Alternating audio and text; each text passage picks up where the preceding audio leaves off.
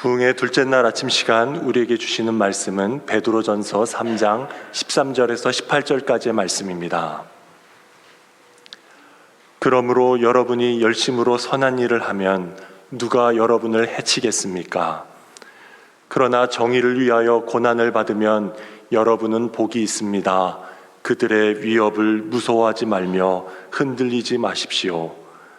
다만 여러분의 마음속에 그리스도를 주님으로 모시고 거룩하게 대하십시오. 여러분이 가진 희망을 설명하여 주기를 바라는 사람에게는 언제나 대답할 수 있게 준비를 해 두십시오. 그러나 온유함과 두려운 마음으로 답변하십시오. 선한 양심을 가지십시오. 그리하면 그리스도 안에서 행하는 여러분의 선한 행실을 욕하는 사람들이 여러분을 헐뜯는 그 일로 부끄러움을 당하게 될 것입니다.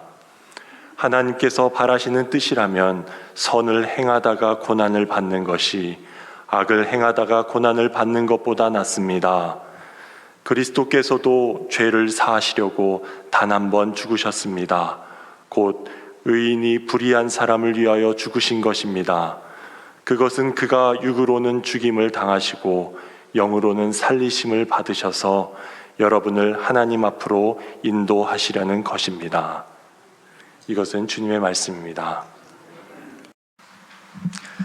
참 좋으신 주님의 은혜와 평강이 이 자리에 오신 모든 분들과 함께 하시길 빕니다.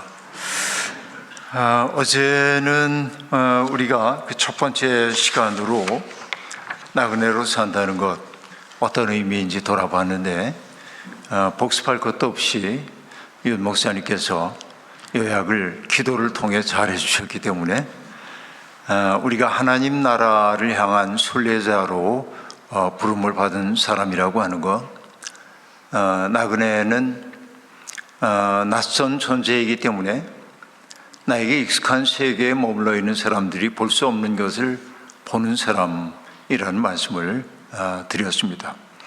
어제 그런 말씀 드리지 않았지만은 우리가 우물안 개구리라고 하는 말을 흔히 사용하는데 사실 이제 이 얘기는 장자에 등장하는 얘기이기도 합니다.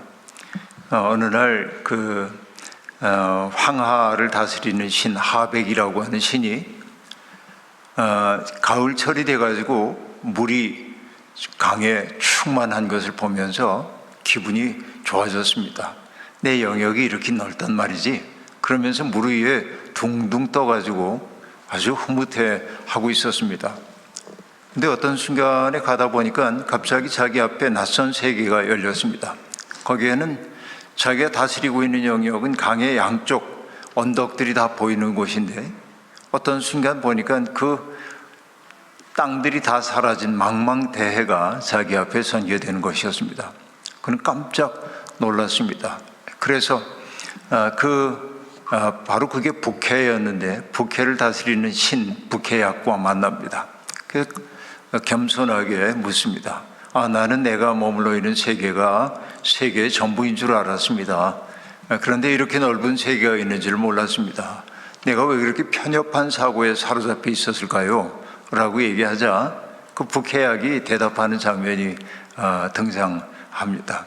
아주 겸손하게 자기가 더 크기 때문에 작은 존재인 하백을 하대하는 게 아니라 아주 공손하게 머리를 조아리면서 우리들은 자기 한계에 갇혀 살기 때문에 더 넓은 세계가 있다는 것을 알지 못하죠.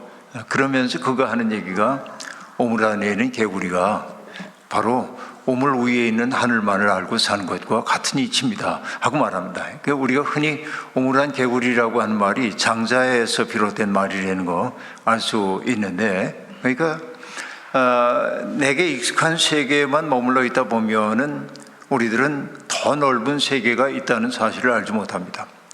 우리가 기독교인으로 부름받았다고 하는 것은 더 큰 세계가 우리에게 있다는 사실을 알고 내 마음을 넓혀가는 과정이어야 합니다.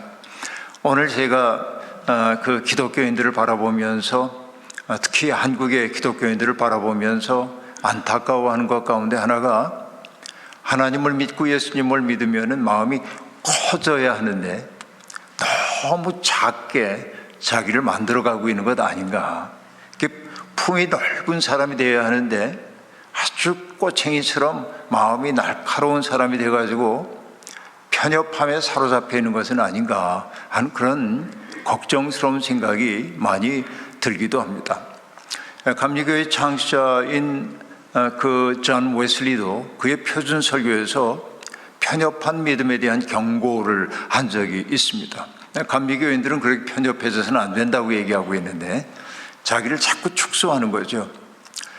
예수 그리스도가 하늘에 올리워져서 하나님의 우편에 앉아 계시다고 하는 얘기는 주님이 시공간에 사로잡히지 않고 온 만물을 당신의 뜻 안에서 품에 안고 계신 분이라고 하는 얘기인데, 그렇다고 한다면 기독교인들도 커져야 하는데 너무나 작아진 것 아닌가. 그러니까 구획을 만들고 나의 이 경계에서 조금만 벗어나는 사람은 내가 받아들일 수 없어 이러면서 이게 이제 우리의 현실이 아닌가 하는 생각 때문에 가슴이 아픕니다. 은퇴한 후에 소감을 묻는 이들에게 저는 두 가지로 얘기합니다. 하나는 아주 홀가분합니다 하는 게 첫 번째이고, 왜냐하면 무거운 책임을 내려놓은 사람의 홀가분함이 있습니다. 어제도 어떤 분들이 3년 전에 봤을 때보다 제가 좋아졌다고, 인사로 하는 말인 줄 알지만 그래도 그렇게 듣기 싫은 말은 아니었어요. 또 어떤 분은 또 아주 수사학적으로 이렇게도 얘기하셨습니다. 3년 전보다 더 젊어 보이십니다. 이렇게. 저는 그 말은 믿지는 않습니다. 근데 여하튼 제가 혹시라도 그렇게 보인다고 한다면 무거운 책임을 내려놓은 자의 홀가분함 때문일 것이다 라고 짐작을 해봅니다. 이 홀가분함이 첫 번째로 있고, 또 하나는 안쓰러움이 있습니다. 목회의 여정을 더 걸어가야 하는 우리의 후배 목회자들을 생각해 볼 때 점점 어려운 여건 속에서 목회할 수밖에 없구나 하는 생각. 사람들의 마음이 점점 협소해지고 있는 세상에서 어떻게 다른 세계를 얘기할 수 있겠는지. 그러니까 여러분, 우리가 이 기독교 신앙이라고 하는 건 dominant narrative, 그러니까 이 세상이 얘기하고 있는 주류 담론들, 우리는 이렇게 살아야 한다고 세상이 우리를 길들여온 방식이 있는데, 믿음이라고 하는 것은 카운터 내러티브란 말이죠. 우리는 다른 삶이 가능하다고 믿어 그 얘기를 해야 하는데 이 소리가 너무 들리지 않은 세상이 되어버리고 말았다. 그러니까 우리가 처음 목회를 시작할 때에 비해서 정말 어려운 여건 속에서 목회를 해야 할 우리의 후배들, 또 우리 교우들을 바라볼 때마다 마음에 안쓰러움이 있는 것이 사실입니다. 그러나 어쨌든 우리는 포기할 수가 없는 거죠. 우리는 포기하라고 부름받은 사람들이 아니라 희망할 수 없는 중에 희망을 말하라고 부름받았죠. 그래서 믿음이라는 것을 어떤 분은 불가능의 가능성, 그렇게 말합니다. 아가페 사랑이라고 하는 것은 인간으로서 거의 불가능한 일이라고 얘기할 수 있습니다. 그러니까 우리가 포기하자는 얘기가 아니고 불가능한 그 일을 시도해 보는 거죠. 이게 믿음의 삶이라고 말할 수 있겠습니다. 남들이 다 안 된다고 얘기할 때 그 일을 시작하는 사람들이 있거든요. 이게 믿음의 삶입니다. 그때 우리가 늘 지켜가야 할 삶의 룰들이 있다는 생각을 하는데, 감리교 창시자인 존 웨슬리 목사님은 이 감리교인들이 지켜야 할 삶의 세 가지 원리를 우리에게 설명한 바가 있습니다.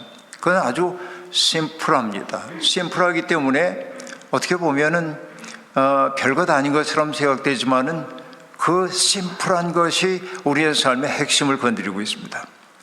여러분, 역량 있는 학자들의 가장 중요한 능력 가운데 하나는 뭐냐면 복잡한 것을 단순화할 수 있는, 요약할 수 있는 능력입니다.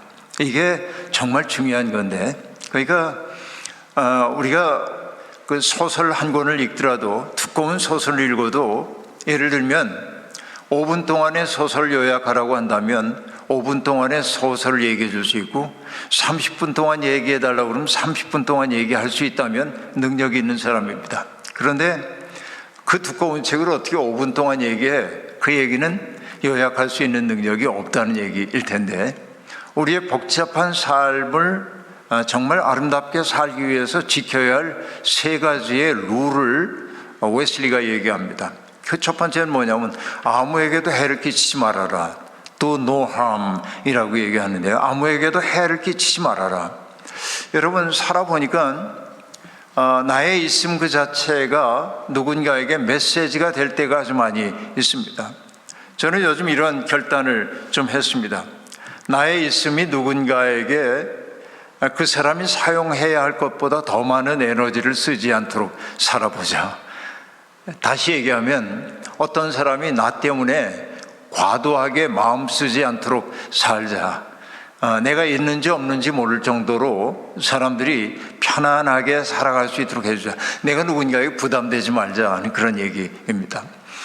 여러분 우리가 어디 놀러 가서 뭐 잔디밭 같은 데에 돗자리를 깔고 좀 저기 비어있는 공간이 있어서 가서 좀 쉬어가려고 그러는데 보니까 온갖 쓰레기가 널려 있으면은 기분 잡치잖아요. 모처럼 나갔을 때. 그러니까 누군가에 해를 끼친다고 하는 것은 나의 삶을 통하여 누군가에게 해코지를 하는 것도 해를 끼치는 것이지만 내가 머물다 간 그 자리에서 뒷사람들이 쓰레기 정리를 해야 하는 것도 해를 끼치는 겁니다. 근데 그렇게 본다면 놀다 간 자리를 얘기했지만은 우리 인생의 자리 또한 그러지 않겠습니까? 우리가 100년도 안 되는 인생 살다 가는데 우리가 떠나간 이후에 우리의 후손들이 우리가 남겨놓은 쓰레기를 치우며 살아야 한다고 한다면 이미 그런 현실이 되어버리고 말았습니다만 우리는 이미 해를 끼치고 살고 있는지도 모르겠습니다. 우리가 누군가에게 해를 끼치지 않는 사람이 되기 위해서는 어떤 태도가 필요합니까? 내가 대면하는 모든 사람들이 하나님의 형상이라고 하는 사실을 마음속에 받아들여야 합니다. 하나님이 귀하게 만든 존재라는 거죠. 에베소서 2장 10절이 얘기하고 있는 것처럼 우리는 하나님의 작품이라, 그렇죠? 그렇게 얘기합니다. 예수 믿는 사람들만 하나님의 작품이겠습니까? 세상에 존재하는 모든 사람들이 하나님의 작품입니다.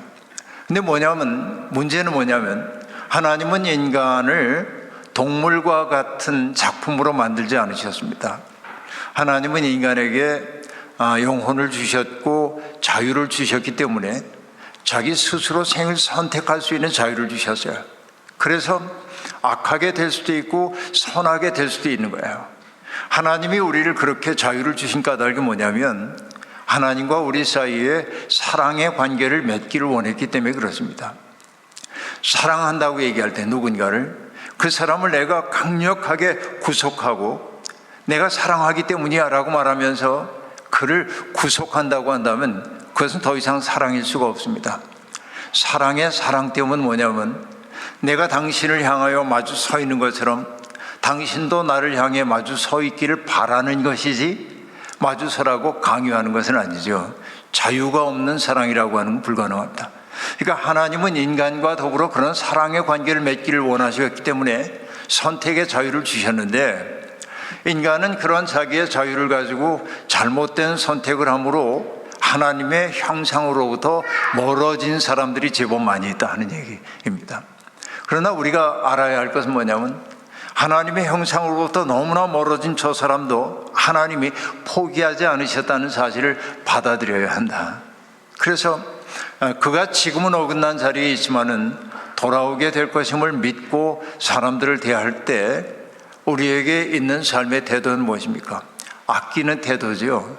이 사람은 나와 생각이 달라. 그러니까 만날 수조차 없어. 경멸하고 밀어내는 게 아니라 여러분 대동소이란 말을 우리가 쓰잖아요. 많은 부분은 일치하고 작은 부분이 불일치할 때 이 시대의 사람들은 그 작은 부분 때문에 사람들을 배제하는 경우가 많이 있는데 우리가 마음 써야 될 것은 소이보다 대동일 때가 더 많이 있습니다. 그때 우리는 함께 살 수 있는 여백을 열어가게 되죠. 여러분 저는 소망합니다. 우리의 살아가는 모습이 누군가에게 해가 되지 않기를, 나의 눈빛 때문에 누가 상처받지 않기를, 나의 무심코 던진 말 한마디 때문에 누군가의 가슴속에 대못이 박히는 일이 없기를, 이게 해를 끼치지 않는다는 말 속에 담겨있는 의미일 겁니다. 그 두 번째는 뭐냐면 do good 하고 말하는데 선을 행하라. 여러분 이건 적극적인 행위입니다. 해를 끼치지 말라고 하는 얘기가 소극적인 윤리 규정이라고 한다면 적극적으로 선을 행하라고 하는 것은 파지티브한 거죠. 우리가 해야 할 바를 얘기해 주고 있습니다. 내가 선을 행한다고 하는 것은 뭐죠? 나 스스로를 누군가에게 선물로 주는 행위가 선을 끼치는 행위일 겁니다. 누군가에게 나를 선물로 주려는 마음, 누군가로부터 뭔가를 얻어내려는 마음이 아니라 나를 그에게 증여하려고 하는 그 마음이 선을 끼치는 행위일 겁니다. 그래서 웨슬리는 얘기합니다. 할 수 있는 한 모든 선한 일을 하라. 할 수 있는 모든 수단으로, 할 수 있는 모든 방법으로, 할 수 있는 모든 곳에서, 할 수 있는 한 오래오래. 그렇게 말합니다. 그렇죠? 할 수 있는 모든 사람들에게 라고 얘기합니다. 그래요, 우리는 바로 그런 선한 일을 위하여 부르심을 받았습니다.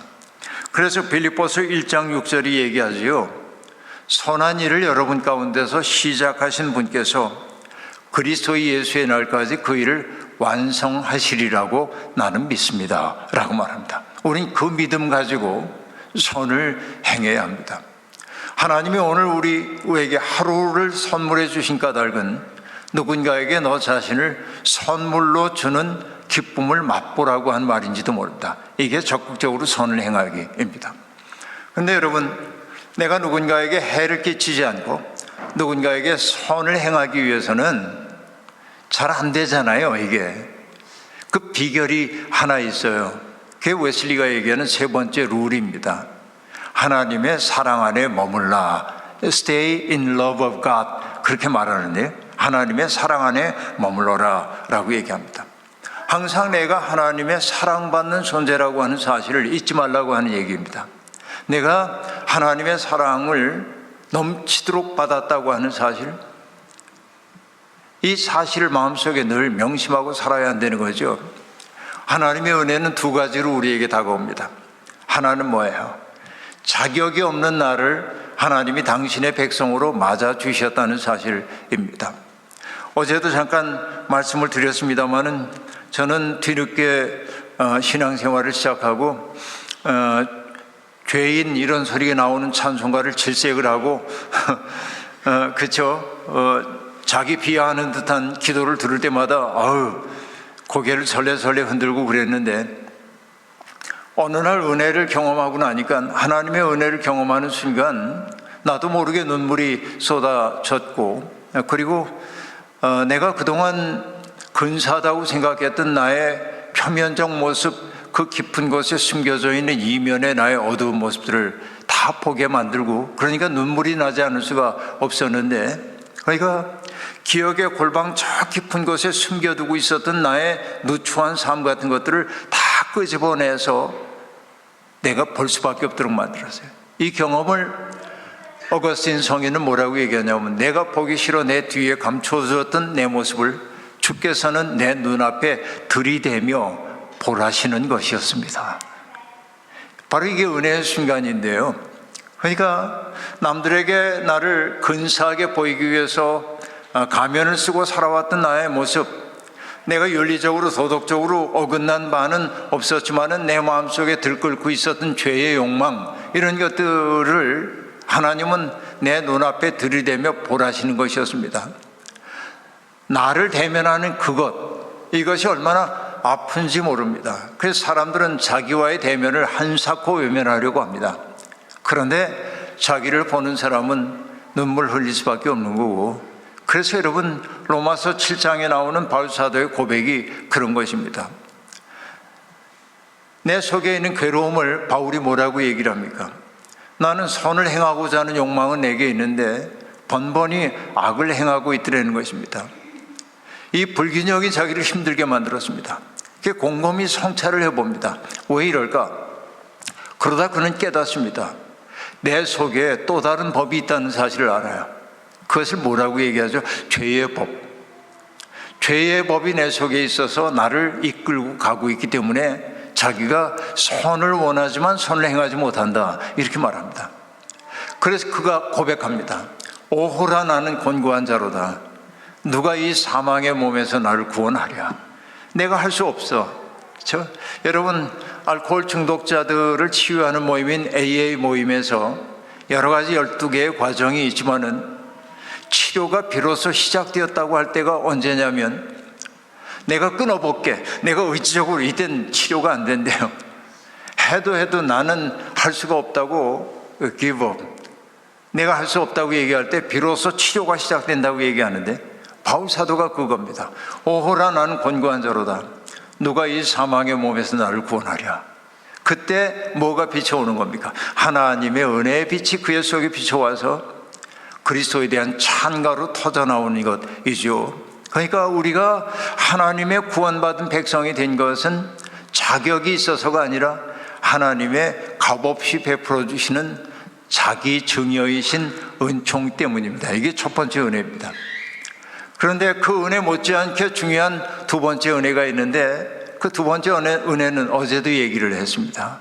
어떤 얘기냐면, 망가진 세상을 고치는데 내 도움이 필요하다고 우리를 불러주셨다는 겁니다.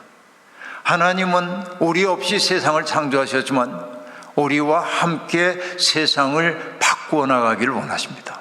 우리는 그렇게 초대받은 사람들입니다. 이게 은혜인 것이죠. 나 같은 자를 불러서 하나님의 여러분, 하나님의 구원 이야기, 거대한 이 구원 서사 속에 우리를 동참시켜 주셨다는 사실을 알게 될 때 감격하지 않을 수가 없습니다. 때때로 사람들이 제게 물을 때가 있습니다. 목사님, 목사로 한평생 살아왔는데 목사 된 거 후회한 적 없으십니까? 제가 신령한 목사면 이렇게 얘기해야 합니다. 하나님의 은혜로 저는 내가 목사가 된 걸 한 번도 후회한 적이 없습니다. 이렇게 말해야 하는데 근데 저는 그렇게 대답하지 못하고, 순간순간 내가 목사가 아니었더라면 좋았을 텐데 그런 고백을 합니다.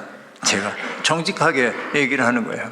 그런데 말은 그렇게 하지만 돌이켜 생각해 보면 하나님의 은혜가 지극히 크다는 사실, 하나님의 은혜가 나를 오늘까지 이끌고 왔다는 사실이 감동적입니다.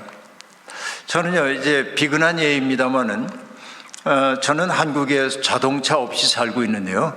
그러니까 평생 자동차 없이 살아왔습니다. 그건 뭐 약간 의지적 결단 같은 것들이 있었던 것인데 뭐 그 얘기까지 할 수는 없겠고요. 그런데 이제 자동차가 없기 때문에 불편할 때가 있습니다. 첫 번째는 뭐냐면 아들, 딸과 더불어서 먼 여행을 함께 가본 적이 없다는 거. 자동차 없으니까 그건 있어요. 또 하나는 뭐냐, 여러분, 목회자들에게 제일 두려운 소리가 뭔지 아십니까? 밤 11시 이후에 전화벨 소리입니다. 왜냐하면 그 전화벨 소리는 언제나 목사님 좋은 일 있어요 그러고 11시나 혹은 새벽 1시에 전화하는 분은 없죠. 그 시간에 걸려오는 전화는 다 뭔가 어려운 상황 속에서 들려오는 전화입니다. 그러면은 여러분, 밤 12시에 어떤 분이 전화해가지고 목사님, 어머님이 돌아가실 것 같아요 이렇게 얘기하면 난 잠에서 막 깨어났는데 순간 어떤 생각이 드냐면, 와, 이거 어떻게 거기 가야 되지, 병원에? 왜냐하면 자동차가 있으면 그냥 가면 되는데, 저는 우리 부교역자들 깨가지고 차 가지고 오서 이런 소리는 못합니다. 자는 부교역자들을 어떻게 깨워, 이런 마음이 저한테 있어서. 그래서 뭐냐면 제가 가겠습니다 그래 놓고 옷을 챙겨 입고, 그리고 힘들어요. 그리고 택시를 타야죠. 그땐 대중교통이 끊기니까 택시를 타고 먼 병원까지 갑니다.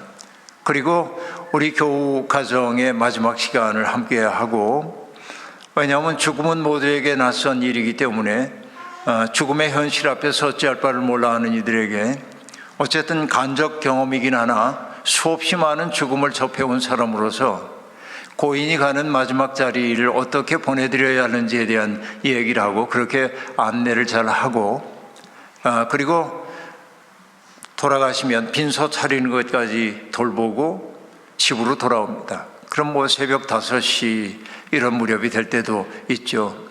그럼 그때도 택시를 잡아 타고 오면서 마음속에 피곤하다 하는 생각보다도 어떤 생각이 드냐면, 하나님, 제가 뭐라고 제게 이런 은혜를 주시는지요.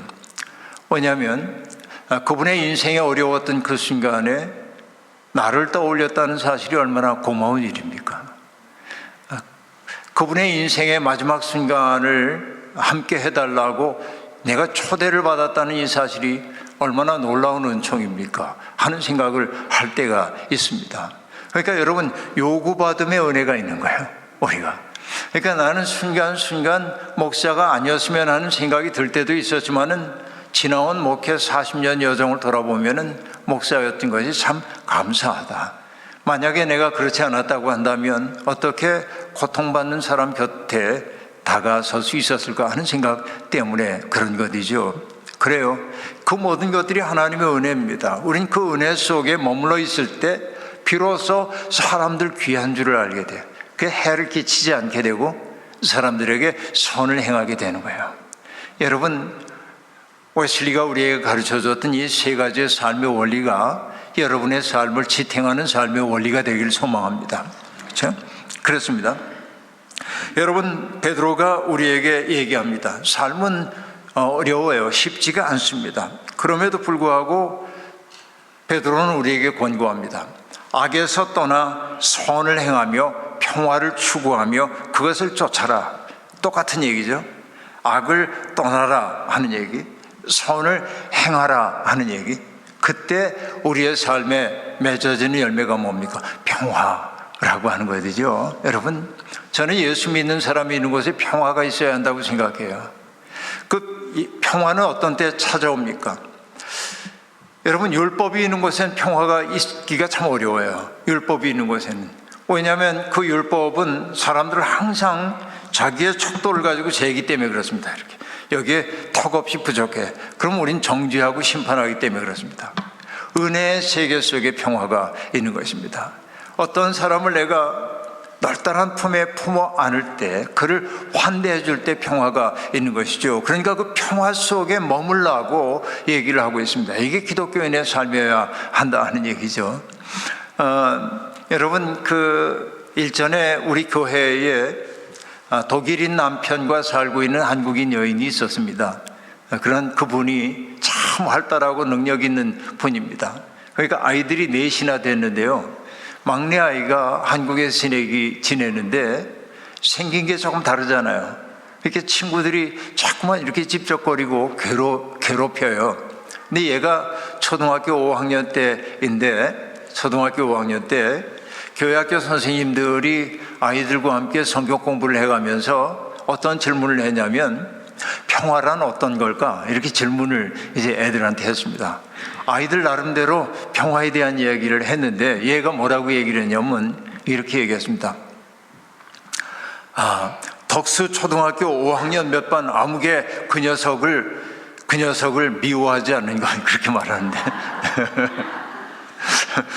예, 자기를 괴롭히고 있는 그 아이 이름을 딱 대는 거죠. 그래서 제가 얼마 후에 어떤 글에 그 얘기를 썼습니다.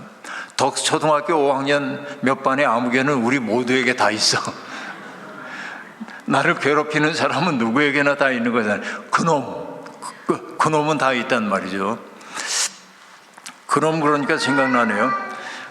우리 그 선배 목사님 가운데 한 분이 뭐 연세가 많으신 분입니다만 늘 생활한복을 입고 다니시고 수염도 이렇게 기르고 그런 분입니다.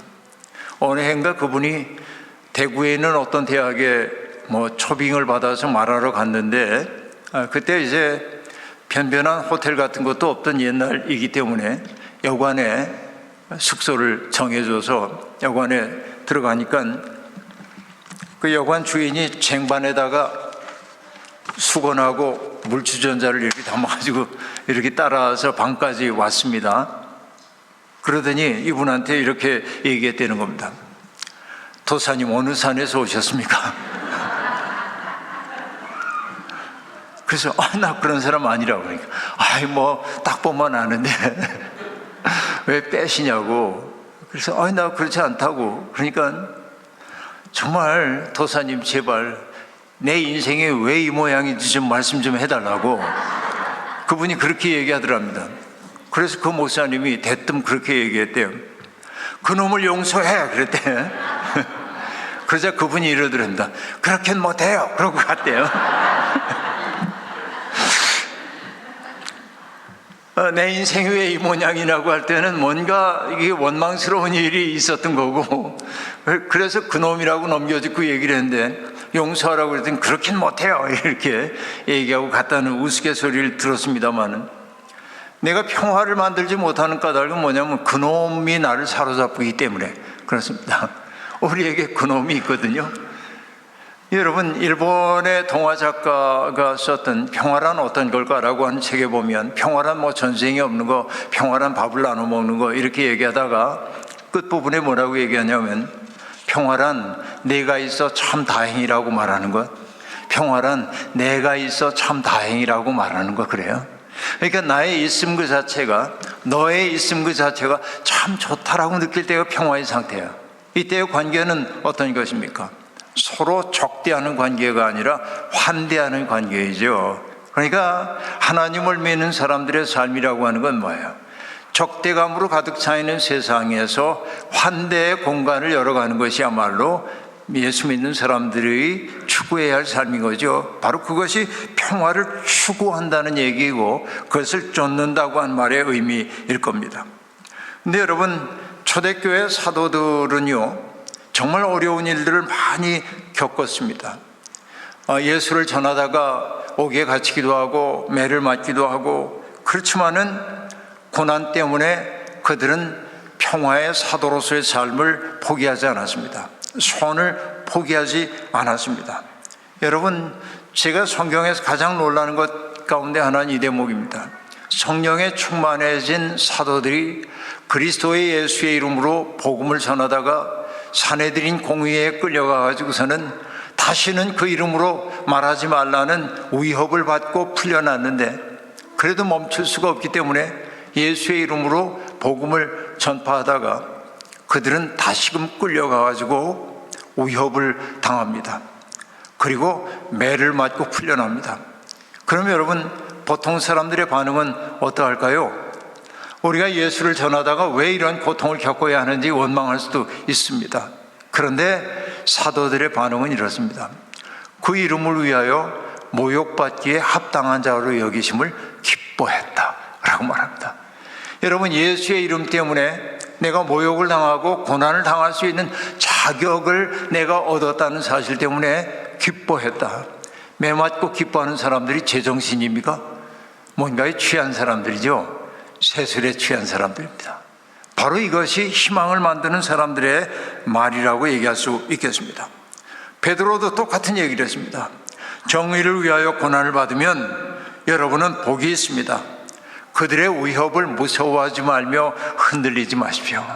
그렇죠? 우리가 예수 믿는 사람으로 살다 보면 언제나 위협을 당할 때도 있고 어려움을 겪을 때도 있습니다. 우리가 그런 어려움을 겪지 않는다고 한다면 우리의 믿음이 불철저하기 때문일 수도 있습니다. 여러분, 많은 사람들이 저는 한국교회를 망가뜨린 중요한 요인 가운데 하나가 간증에 있다는 생각을 할 때가 있는데요, 여기 서가지고 간증하는 사람들은 대개 어떤 얘기를 합니까? 내가 죽을 병에 걸려가지고 기도를 했더니 하나님이 내 기도 들어주셔서 내 병을 낫게 해주셨습니다. 그럼 사람들은 다 감격합니다. 하나님의 은혜에 감동해요. 그리고 사업에 실패했던 사람이 절박한 처지에서 하나님께 기도했더니 하나님이 기회의 문을 열어주셔서 사업에 성공했다, 이런 간증들을 합니다. 근데 우리 정직하게 돌아보십시다.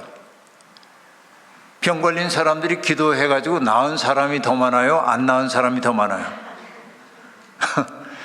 정직하게 보자고요. 안 나은 사람들이 훨씬 더 많습니다. 기도원에 가면은 기도원 주변에 무덤이 많습니다. 안 낫고 세상 떠난 사람들이 많은 거죠. 또 여러분, 예수의 정신으로 사업을 하면은 이 세상에 불의와 타협하지 않고, 그쵸, 한국식으로 얘기하면 급행료 이런 거 쓰지 않고 부당한 타협을 하지 않고 사업을 하면 잘 됩니까? 어렵죠. 그러니까 여러분, 참 어려운 얘기예요.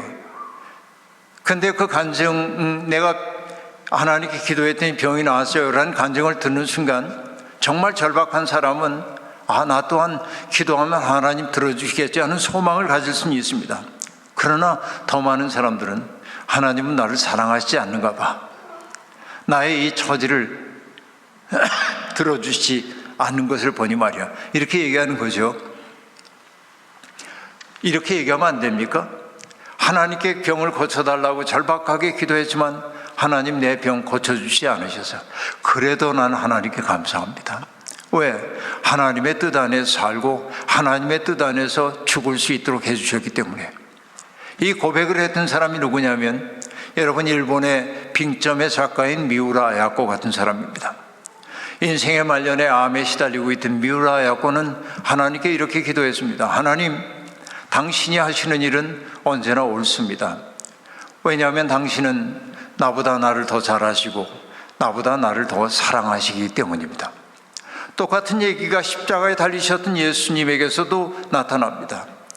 나의 하나님 왜 나를 버리십니까? 하나님께 절박하게 부르짖지만 하나님은 응답하지 않으셨습니다. 하나님 너무하시네. 주님 그러지 않잖아요. 이해할 수 없지만 주님은 뭐라고 말합니까? 아버지, 내 영혼을 아버지께 맡깁니다. 그렇죠?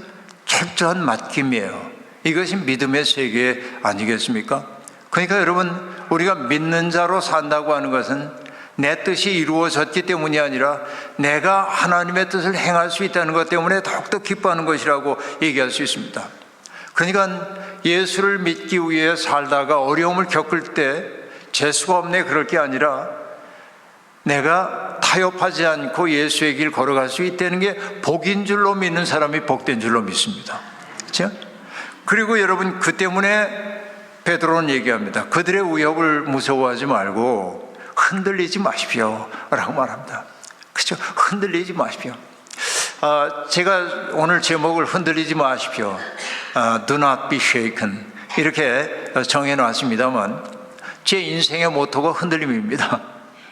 이건 대학 시절부터 그러했습니다.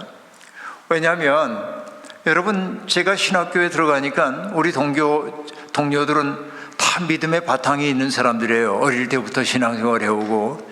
근데 저처럼 바탕이 없는 사람은 그 세계가 낯설기만 합니다. 그러니까 친구들에게 당연한 게 내게는 당연하지 않아요.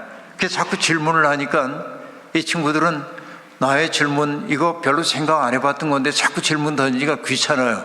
그래서 뭐라고 하냐면 너 시험 들었구나 이렇게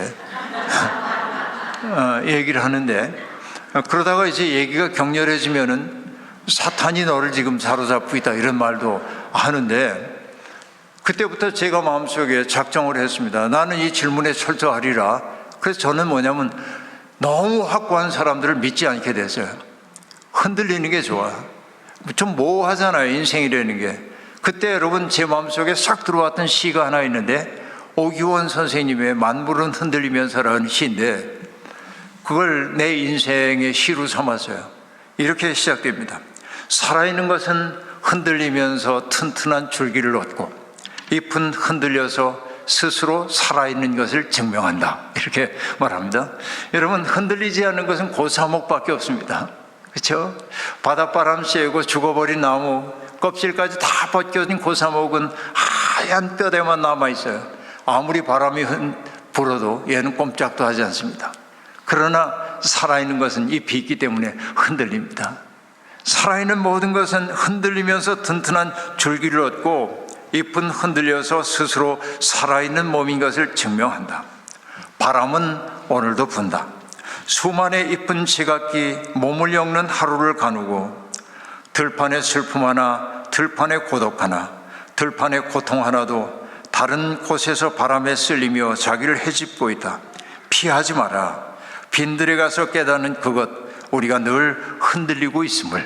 이렇게 얘기하는데, 여러분 흔들린다는 게 나쁜 거 아닙니다. 그러나 사도가 오늘 흔들지 말라고 하는 얘기는 그런 흔들림 말하는 게 아니고 믿음의 근원적인 자리에서 벗어나지 말라고 하는 얘기입니다.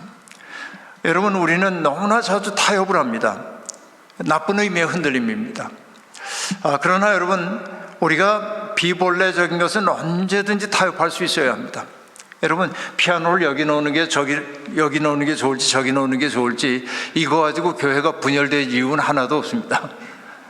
근데 여러분 사람들마다 의견이 다르잖아요. 피아노는 여기 있어야 돼 하는 사람도 있고 여기 있어야 하는 사람도 있고 저마다 이유가 있습니다. 그런데 여러분, 내 뜻이 관철되지 않았다고 그 때문에 싸워야 할 이유는 또 뭐가 있습니까? 벽지 색깔 하나 하는데 나는 이 색이 좋다고 그러고 또 딴 사람은 이게 좋다고 얘기하는데 그게 뭐 죽고 사는 문제예요. 그래서 저는 정했어요. 인생에서 타협할 수 있는 것은 어떤 경우에라도 타자들의 요구에 의해 난 양보할 수 있다. 이게 제 태도입니다. 그러니까 저는 사람들하고 잘 지내. 왜? 비본래적인 문제, 나한테 나의 신앙의 양심과 관련되지 않은 문제라고 한다면 나는 언제나 양보할 태도가 있어요. 그래서 사람들이 저를 편안해하는지도 모르겠어요. 그러나 저는 비타협적인 데도 있습니다. 도저히 이건 타협하면 안 되는 부분에 있어서는 젊을 때 저는 그렇게 얘기했어요. 벼랑 끝 전술. 여기서 내가 죽지 뭐. 난 여기서 한 걸음도 더 물러가지 않는다. 이게 저를 지탱해 준 힘인데요. 그러니까 여러분, 목사가 될 때도 똑같은데 그 자격심사라는 걸 해요. 목사님들 앞에서, 나이 많으신 목사님들 앞에서. 근데 거기 가면 우리가 뭐랄까 약자가 돼가지고 머리를 조아리고 야, 예, 그렇습니다, 이런 태도여야 하는데 저는 늘 그분들하고 대립을 잘 했습니다. 왜냐하면 제가 납득할 수 없는 얘기를 하면은 전 그 용납이 안 됐기 때문에 받아쳤어요. 그때 제 마음이 뭐였냐면 내가 이렇게 받아쳤기 때문에 자격 없다고 얘기해서 목사 되지 말라고 그러면 안 되면 되지 뭐. 그 생각이 저한테 있었어요. 이게 나를 지키는 거라고 생각을 했던 것이죠.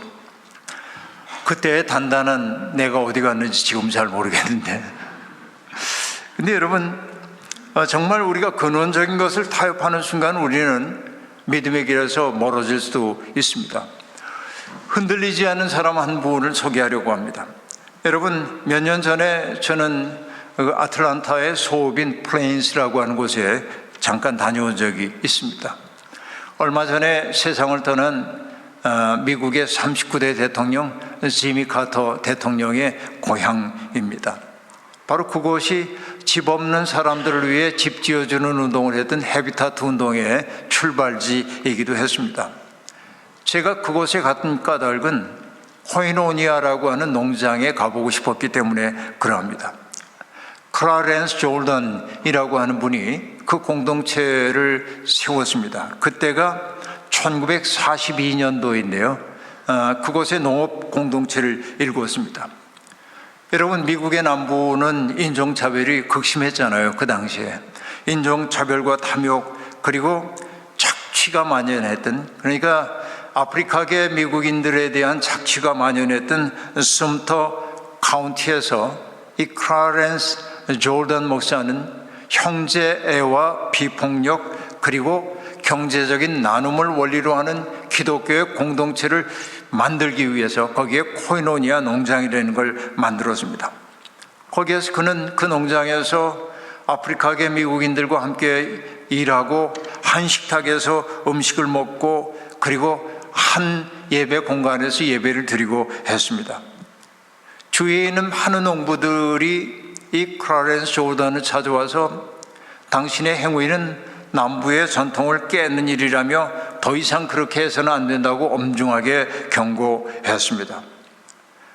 거기에 말을 듣지 않자 백인 우월주의 단체인 KKK단은 여러 차례 농장에 폭탄을 던지기도 했고, 이 코이노니아 농장에서 생산한 농산물들을 판매하기 위해 길가에 만들어 놓은 가판대에 기관총을 안사하는 일도 여러 번 벌어지기도 했습니다. 결국은 그 코이노니아 농장에 있는 공동체 구성원들에게 공포심을 주입해서 공동체 실험을 중단시키려고 했던 것이지요. 그러나 클라렌스는 포기할 줄을 몰랐습니다. 그는 이렇게 얘기합니다. 이것은 무서워하는가 아닌가의 문제가 아니다. 우리가 순종하느냐 불순종하느냐의 문제일 뿐이다. 신약 성경은 하나님이 사람을 차별하는 분이 아니며 겉모습에 따라 판단하지 않는 분임을 명확하게 증언하고 있다. 그렇기 때문에 차별하지 않는 하나님을 우리가 믿는다고 한다면, 겉모습을 따라 판단하지 않는 분을 우리의 하나님이라고 믿는다고 한다면 우리가 신앙 양심을 걸고 하는 이 일에서 우리는 흔들리지 않는다. 이걸 견지했던 겁니다. 그래서 여러분, 코이노니아 농장은 너무나 큰 어려움을 겪기도 했습니다. 왜? 자기들이 생산한 농산물을 그 지역에 있는 상인들이 절대로 팔아주지 않았고, 그리고 농장에서 필요한 농기계가 고장이 나도 그 지역에 있는 어떤 그 샵에서도 부품을 팔지 않고 고쳐주지 않았습니다. 그래서 그들을 도운 것은 먼 곳에 떨어져 있었던 브루더호프 공동체가 그 일들을 돌봐줄 수밖에 없었습니다. 그러나 코이노니아 농장은 흔들리지 않았습니다. 설립자가 세상을 떠난 후에 코이노니아 농장은 다소 침체된 것처럼 보였지만은 적당히 타협하면서 갈 것인지 아니면 설립자의 그 원리를 따라야 할 것인지 그들은 깊은 토론을 했고, 아무리 어려워지더라도 설립자의 뜻을 따라야 한다는 데 마음을 모으고 그들은 지금도 그 공동체를 유지해 가고 있습니다. 그 코이노니아 농장에서 자라고 있는 사과나무, 피칸나무, 복숭아나무, 배나무, 자두나무, 호두나무, 무화과, 살구밤, 감나무, 이런 것들, 그것은 바로 그것이 하나님의 뜻을 실험했던 아름다운 공간임을 보여주는 하나의 귀한 증언들이었습니다. 저는 그 코이노니아 농장을 바라보면서 미국의 힘은 이런 데 있겠거니 하는 생각을 했어요. 어떤 경우에도 타협하지 않는 믿음을 품고 가는 사람들이 있다는 사실 말이죠. 흔들리지 않아야 하는 것입니다. 확고해야 합니다. 그럼 여러분, 흔들리지 않는 비결은 무엇일까요? 사도는 말합니다. 다만 여러분의 마음속에 그리스도를 주님으로 모시고 거룩하게 대하십시오. 여러분, 우리의 마음속에 그리스도를 주님으로 모시고 거룩하게 대하래요. 주님이 우리 속에 오시면 그 일이 가능하다라고 하는 얘기입니다. 주님이 우리에게 오셨어요. 두렵고 떨리는 마음으로 예수의 마음과 내가 일치하려고 할 때, 우리를 위해 당신의 몸을 찢기셨던 예수 그리스도의 그 사랑에 내가 접촉되어 있지 않다고 한다면 우리는 그 마음을 품을 수 없고 세상과 적절히 타협할 수밖에 없다 하는 얘기입니다. 우리는 예수 그리스도의 마음을 우리 속에 품어야 합니다. 어제도 말씀을 드렸던 것처럼 믿음의 궁극은 예수의 심정과 일치를 이루는 데 있습니다. 예수님의 눈으로 우리의 이웃들을 바라보는 데 있는 것이죠. 사도는 또한 얘기합니다. 여러분이 가진 희망을 설명하여 주기를 바라는 사람에게는 언제나 답변할 수 있게 준비를 해 두십시오 라고 말합니다. 여러분, 우리가 가지고 있는 희망, 그렇죠? 우리가 왜 이렇게 살고 있는지, 하나님 나라에 대한 희망을 우리가 품고 살고 있는데, 어제도 이제 그런 얘기를 들었습니다. 여러분 해외 선교도 많이 하시잖아요. 그러니까 어떤 자리에 가가지고서는 그 어려움을 겪고 있는 사람들, 아이들을 돌보느라고 따뜻하게 애들을 대해주고 그러면 그 아이들이 정말 무상의 사랑을 받으니까 문득 생각하는 거야. 이분들이 왜 우리를 이렇게 사랑해 주지? 이 생각이 드는 거죠. 그래서 물었대요. 왜 우리한테 이렇게 잘해 주시는 거예요? 그렇죠? 그러니까 왜 우리에게 이렇게 잘해 주시는 거예요? 이 질문이 그들로부터 저절로 나왔어요. 여러분, 한국에 있는 기독교인 평화단체인 The Frontiers라고 하는 단체가 있습니다. 개척자들이라고 우리가 얘기하는데요, 이 사람들은 한국에 있는 후암동에 있는 조그만 교회 기도 모임에서부터 출발합니다. 젊을 때 함께 기도를 했던 그들이 작정을 했어요. 우리가 평화가 깨진 현장에 가서 언제나 평화를 위해 봉사하는 사람이 되자. 근데 그 리더 가운데 한 사람이었던 분이 독일로 유학을 갔습니다. 그래서 하이델베르크 대학에서 박사과정을 거의 마쳐갈 무렵에 르완다 같은 데서 일어난 참상 이야기가 들려옵니다. 그는 논문의 막바지인데도 불구하고 옛날에 신앙에 벗들고 했던 그 기억을 되살려서 르완다로 날아갑니다. 분쟁의 현장에. 거기에서 평화를 위한 사역을 지속한 거예요. 그러면서 나중에 어렵게 학위를 받고 돌아와서도 공적인 직무를 맡지 않고 평화가 깨진 현장 곳곳에 가가지고 분쟁 지역마다 찾아가서 평화 사역을 합니다. 근데 그들이 하는 일은 뭐냐면, 여러분, 국제 NGO 기구들이 후원을 많이 받아가지고 그 후원금을 가지고 가서 사람들을 원조하고 하는 일을 합니다만, 이 단체는 그거 안 합니다. 돈이 없어요. 그냥 가, 맨몸으로. 그래서 발런티어만 받아요. 그들과 함께 평화 사역을 하는 거예요. 그러니까 너무나 헌신적으로 일하고 있는 그들이 있는데, 이 개척자들이 하나 가지고 있는 원칙이 있어요. 그 원칙이 뭐냐? 사람들에게 예수 믿으라는 소리를 먼저 안 해. 그게 그들의 원칙이에요. 그런데 그들이 가가지고 너무나 헌신적으로, 뭐 짧게 왔다 가는 게 아니고 몇 년 동안 거기서 사역하는 거야. 평화를 정착시키기 위해서. 그 마을의 그 젊은이들에게 소망을 품어주고 그들을 평화운동가로 만들고 이러면서 마을 살리기를 열심히 해서 우정의 공동체가 만들어질 때 그들이 질문을 안 되는 거야. 왜 이렇게 우리한테 잘해주냐고. 그때 그들이 한 얘기, 우리 예수 믿는 사람들이야. 예수가 우리 속에 있어. 이걸 통해 가지고 많은 사람들이 마음속에 감동하고 돌아오고 하거든요. 그러니까 여러분, 우리가 가진 희망을 설명하여 주기를 바라는 사람들에게 언제나 답변을 해줘야 한다고 하는데, 여러분, 맨날 예수 천당 불신지옥 이렇게 사람들에게 얘기한다고 해서 사람들이 변화되는 게 아닙니다. 우리 사는 모습이 아름다워야 우리에게 왜 이렇게 잘해주세요? 이 질문이 나올 때 우리 속에 예수님이 있어. 이게 진짜 선교인 줄로 믿습니다. 어느 초등학교에 여러분 시험 문제 가운데 그런 게 있었다면서요. 부모님들이 우리를 왜 이렇게 사랑해 주실까요? 이렇게 애가 답을 썼대. 주관식 문제인데. 그러게 말입니다. 그렇게. 그렇죠. 내가 사랑받을 만한 게 있는 게 아닌데 우리를 너무나 사랑해 주셔서 그러게 말입니다. 근데 여러분 똑같은 거죠. 하나님의 은혜 또한 그렇죠. 우리가 하나님의 사랑받을 만한 게 없는데 왜 우리를 사랑하십니까? 그러게 말입니다. 이게 무상으로 받은 사랑이에요. 그러니까 여러분, 우리가 이렇게 사는, 우리가 이 정말 적대감이 가득 찬 세상에서 환대의 공간을 열어가기 위해 나를 무상으로 누군가에게 증여하고 나를 선물로 내주고 박해도 마다하지 않고 어려운 사람 돕고 하는 그걸 바라보면서 당신들 뭐요? 라고 얘기할 때 온유한 마음으로 답변할 수 있게 준비를 해두라고 얘기하고 있습니다. 우리의 마음은 어디에 더하고 있는 사람들입니까? 우리의 마음은 바로 예수 그리스도의 마음속에 깊이 뿌리를 내리고 있지 않으면 안 되는 것입니다. 베드로는 말합니다. 하나님께서 바라시는 뜻이라면 선을 행하다가 고난을 받는 것이 악을 행하다가 고난을 갖는 것보다 낫습니다 라고 말합니다.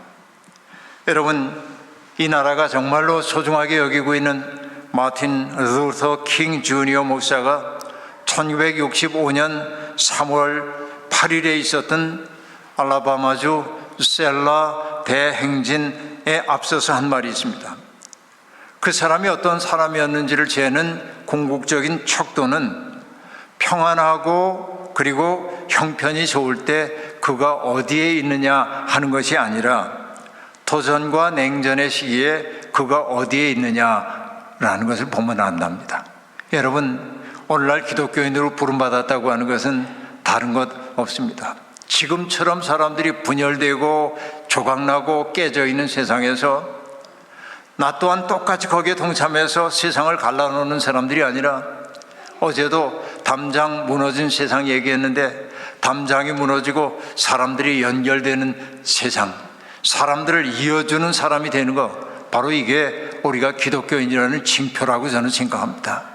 여러분, 연결과 도전시켜주는 것, 바로 이것이 우리에게 주어져 있는 확고한 소명이라 생각합니다. 흔들리지 마십시오. 세상이 우리를 흔들어 놓으려고 해도 흔들리지 않는 단단함을 가지고 사십시오. 이것이 사도가 우리에게 명하시는 바입니다. 흔들리지 않고 그 길 가는 사람들이 있을 때 우리가 살아가는 모습이 매력이 있을 거고, 호켄다이크라는 선교신학자가 말했던 것처럼 선교란 매력의 감염입니다. 우리가 사는 모습이 너무나 매력 있고 멋있어 보여서 사람들이 당신들 삶의 비결이 뭐야? 라고 얘기할 때 우리 속에 예수님이 있어 이것이 진정한 선교인 줄로 믿습니다. 여러분의 삶이 예수님의 살아계심에 대한 증언이 되기를 주의 이름으로 축원합니다. 아멘. 자비로우신 하나님, 오늘 우리에게 주신 이 귀한 말씀을 마음속에 붙들고 살겠습니다. 부족하고 연약한 사람들이지만 하나님은 언제나 우리 속에 하나님 나라에 대한 꿈을 심어주시고 그 꿈을 실현할 수 있는 능력 또한 허락해 주십니다. 하나님은 값없이 우리를 사랑으로 인도해 주시건만 우리는 하나님이 우리에게 기대하시는 바를 삶으로 채워가지 못할 때가 많았습니다. 이제는 사방에서 혼돈과 흑암이 가득 피어오르는 세상입니다만 이 세상을 빛으로 가득 채우는 주님의 사역에 동참하는 사람들이 되고 싶습니다. 미움이 지극한 세상이지만 미움을 사랑으로 이겨내는 사람들이 되고 싶습니다. 우리를 사방에서 흔드는 일들이 많이 있지만은 흔들리지 않는 확고한 믿음으로 예수의 길을 따라 걷는 사람들이 되게 하여 주옵소서. 예수님의 이름으로 기도하옵나이다. 아멘.